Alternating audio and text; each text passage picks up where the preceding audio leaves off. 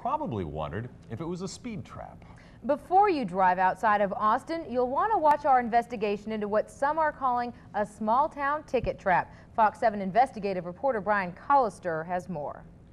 Paul and April, there are laws on the books aimed at stopping small towns from bringing in big money by writing a lot of speeding tickets. But a loophole in the law is allowing at least one Central Texas town to still make money off motorists.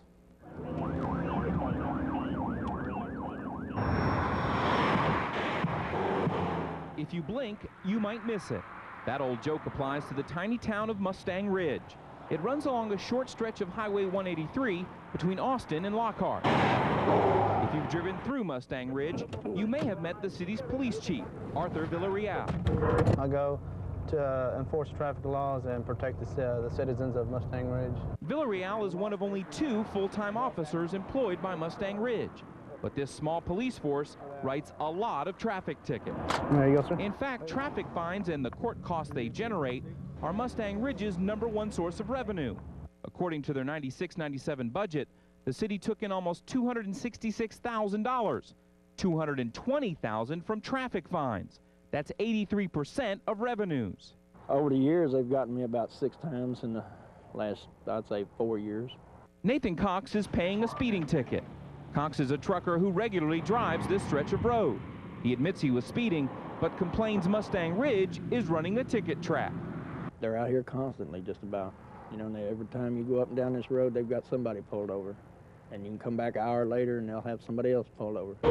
They can call us a speed trap, but I feel different. I feel that we're out here protecting lives. Mayor Alfred Vallejo says his officers do write a lot of tickets, but that's because the stretch of highway is constantly the scene of deadly accidents. The mayor has no apologies for how much money is generated from those tickets. Is the city of Mustang Ridge funding itself off of highway fines?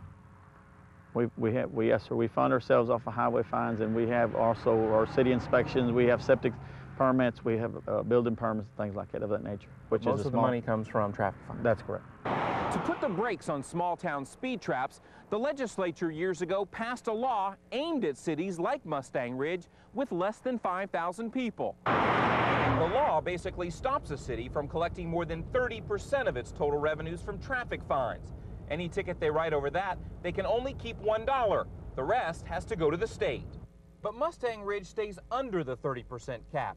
That's because the majority of tickets they write are for violations not covered in the speed trap law, like no insurance and expired registration.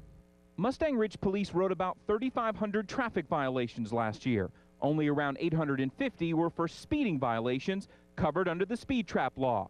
The other 2,600 were for violations not covered under the law. No, that's true. Police down here is not a plead guilty. Mustang Ridge doesn't look much like a city. It consists of some scattered houses and this small trailer that doubles as city hall and police headquarters. But people who live here do get a nice tax break. The property tax rate is less than 1%, only a small part of the city's revenues. With the money raised, the city provides no services, except for its full-time police department. Could Mustang Ridge operate without the money generated by the highway fines? No way. The traffic tickets are for valid violations, but motorists say it's unfair that Mustang Ridge makes so much money off of those tickets. They survive, I feel, on the commuters, especially the ones that don't live in this area. And if you want to call it that, yeah, I want to call it a speed trap. Now, because of our story, one lawmaker who helped pass the speed trap law is looking into this loophole. We'll bring you a follow-up if that means a change in the law. Again, we want to point out that no one is accused